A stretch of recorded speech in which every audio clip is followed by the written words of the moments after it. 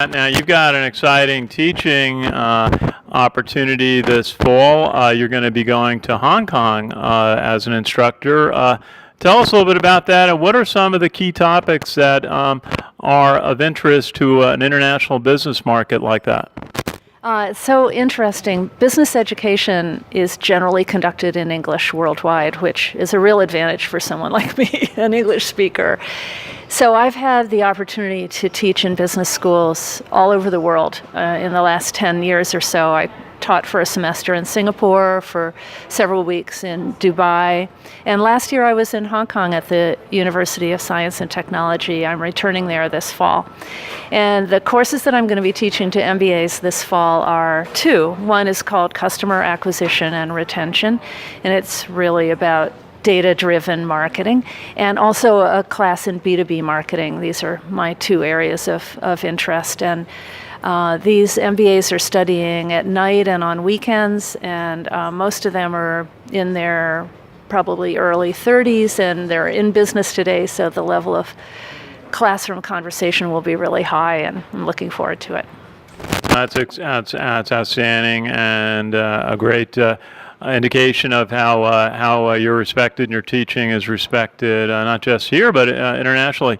You're a prolific writer for various trade publications. Tell us about what have been some of your top of mind things you've written about recently, or you're planning to write about going into the fall. Hey. Well, I've been writing about account-based marketing a bit recently, as I mentioned earlier. Last month I wrote about GDPR, which is a subject that is of urgent interest to marketers. Namely, this is the EU's new regulations that are going into effect in May of 2018 that say that if we as marketers, and most B2B marketers are selling worldwide, so if we as marketers selling into the EU are not compliant with their requirements relating to data privacy and preference, that they can levy a fine as large as 4% of our global top-line revenue. So for a B2B marketer, that's a very scary prospect. And if any company has not looked into what needs to be done to comply with those regulations, they should move quickly. I think the EU regulators are not out to crucify people. They're trying to get us to be knowledgeable and take action. So by demonstrating that we're looking into it and trying to get our processes in place, that should be a great first step.